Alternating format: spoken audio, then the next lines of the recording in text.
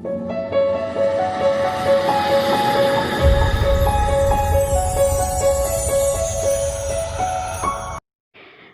Viewers, எல்லோரும் எப்படி இருக்கீங்க? என்னுடைய வீடியோஸ் எல்லாம் உங்களுக்கு யூஸ்ஃபுல்லாக இருந்துச்சுன்னு நினைக்கிறேன். வீடியோக்குள்ளே போகிறதுக்கு முன்னாடி யாராவது சப்ஸ்கிரைப் பண்ணாமல் பார்த்துட்டு இருந்தீங்கன்னா சப்ஸ்கிரைப் பண்ணிடுங்க.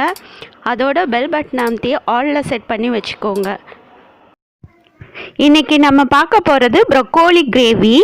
ப்ரொக்கோலி கிரேவி எப்படி செய்யலான்னு வீடியோக்குள்ளே போய் பார்க்கலாம். முதல்ல தேவையான பொருட்கள்லாம் பார்த்துடலாம். ப்ரொக்கோலி கிரேவிக்கு ப்ரொக்கோலி எடுத்துக்கோங்க. ஒரு ப்ரொக்கோலியை நீங்கள் முதல்ல என்ன பண்ணணும், தண்ணி நல்லா சூடு பண்ணி அதில் உப்பும் மஞ்சத்தூளும் போட்டு அது ப்ரொக்கோலியை போட்டு கொஞ்சம் வாஷ் பண்ணி எடுத்துக்கோங்க. அதுக்கப்புறம் எண்ணெய், வெங்காயம், தக்காளி, இஞ்சி பூண்டு பேஸ்ட்டு, மல்லித்தூள், மிளகாத்தூள், கரம் மசாலா தூள்.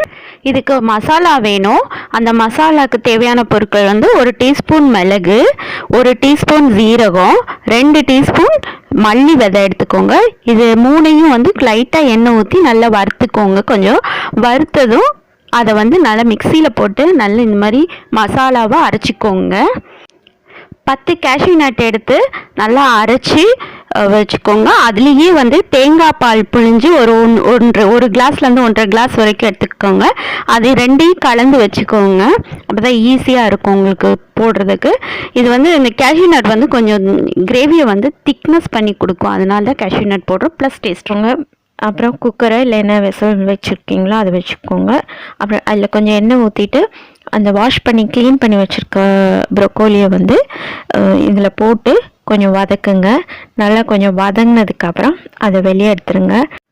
அதுக்கப்புறம் அதே பாத்திரத்தில் கொஞ்சம் எண்ணெய் ஊற்றி வெங்காயம் போட்டு கொஞ்சம் வதக்குங்க. கொஞ்சம் வெங்காயம் வதங்கினதும் 1 டீஸ்பூன் வந்து இஞ்சி பூண்டு பேஸ்ட்டு போட்டுக்கோங்க. இஞ்சி பூண்டு பேஸ்ட் போட்டு கொஞ்சம் வதங்கினதும் அதுக்கப்புறமா தக்காளி போட்டுக்கோங்க. தக்காளி போட்டு கொஞ்சம் வதக்கணும். தக்காளி கொஞ்சம் ஈஸியாக வதங்குறதுக்கு கொஞ்சம் உப்பு சேர்த்துக்கோங்க. உப்பு சேர்த்து வதக்குனிங்கன்னா கொஞ்சம் ஈஸியாக வதங்கிடும். கொஞ்சம் ஈஸியாக வதங்கினோடனே பாதி வதங்கினோடனே கொஞ்சம் மஞ்சத்தூள் போட்டு கொஞ்சம் நல்லா மசிகிற அளவுக்கு வதக்குங்க. தக்காளியெல்லாம் மசிஞ்சதும் 2 ஸ்பூன் மல்லித்தூள் போட்டு கொஞ்சம் வதக்குங்க, அந்த பச்சை வாசனை போகிறதுக்கு. அதுக்கப்புறம் 1/2 ஸ்பூன், இது என்னோடய மிளகாத்தூள் வந்து காரமாக இருக்கும்னால நான் 1/2 ஸ்பூன் போடுறேன். உங்கள் வீட்டில் எவ்வளோ காரம் சாப்பிடுவீங்களோ அதுக்கேற்ற மாதிரி நீங்கள் மிளகாத்தூள் போட்டுக்கோங்க.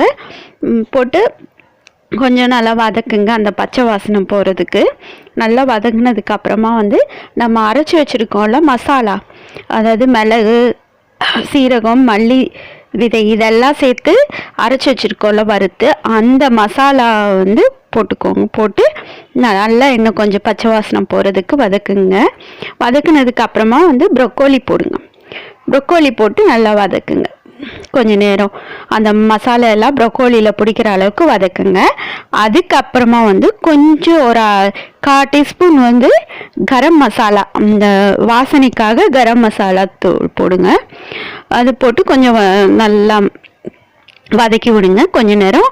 அதுக்கப்புறமா வந்து தண்ணி வந்து நீங்கள் அந்த மசாலா கரைச்சி ஊற்றுனீங்கல்ல, அரைச்ச மசாலா இருந்துச்சுல்ல, அந்த மசாலா இதை வந்து நீங்கள் தண்ணி ஊற்றி கழுவி அதை ஊற்றிட்டு கொஞ்சம் ஒரு 1/2 கிளாஸ் தண்ணி ஊற்றி கொஞ்சம் நேரம் நல்லா அந்த தண்ணியில் கொஞ்சம் அந்த மசாலா இந்த ப்ரொக்கோலியெல்லாம் வேகிற அளவுக்கு விட்டுருங்க. 2 மினிட்ஸ் நல்லா வேக வைங்க. 2 மினிட்ஸ் நல்லா வெந்ததுக்கு அப்புறமா 10 கேஷ்யூ நட் நம்ம அரைச்சி வச்சுருக்கோம்ல, அதுவும் ஒரு கிளாஸ்லேருந்து 1.5 கிளாஸ் வரைக்கும் தேங்காய் பால் எடுத்துக்கலாம். அது ரெண்டையும் கலந்து நல்லா கலந்ததை வந்து நீங்கள் இதில் ஊற்றி கொஞ்சம் இந்த கலவையில் ஊற்றி மிக்ஸில் ஊற்றி நல்லா கொஞ்சம் கிளறி விடுங்க. அதுக்கப்புறம் தேவையான அளவு உப்பு போட்டுக்கோங்க. உப்பு போட்டு அதை உப்பு பார்த்துட்டு நீங்கள் வந்து கொஞ்சம் நேரம் மூடி வைங்க. ஒரு 5 மினிட்ஸ் மூடி வச்சு வேக வைங்க. 5 மினிட்ஸ் வெந்ததுக்கப்புறம் எப்படி இருக்குன்னு பார்க்கலாம். இப்போ பாருங்கள், இவ்வளோ நல்லாயிருக்கு கிரேவி.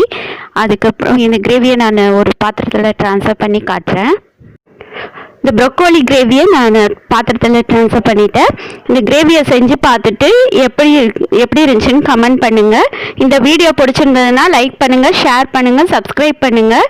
அதோட பக்கத்தில் இருக்க பெல் பட்டன் அமைக்கி ஆலில் செட் பண்ணி வச்சுக்கோங்க. அப்போ தான் நான் போடுற வீடியோஸ் உங்கள் நோட்டிஃபிகேஷனில் வரும். வியூவர்ஸ், இந்த வீடியோ வாட்ச் பண்ணதுக்கு ரொம்ப தேங்க்ஸ். நெக்ஸ்ட் வீடியோவில் உங்களை சந்திக்கிற வரைக்கும் உங்களிடமிருந்து விடை பெற்றுக்கொள்வது தர்ஷினி. பாய் விவர்ஸ்.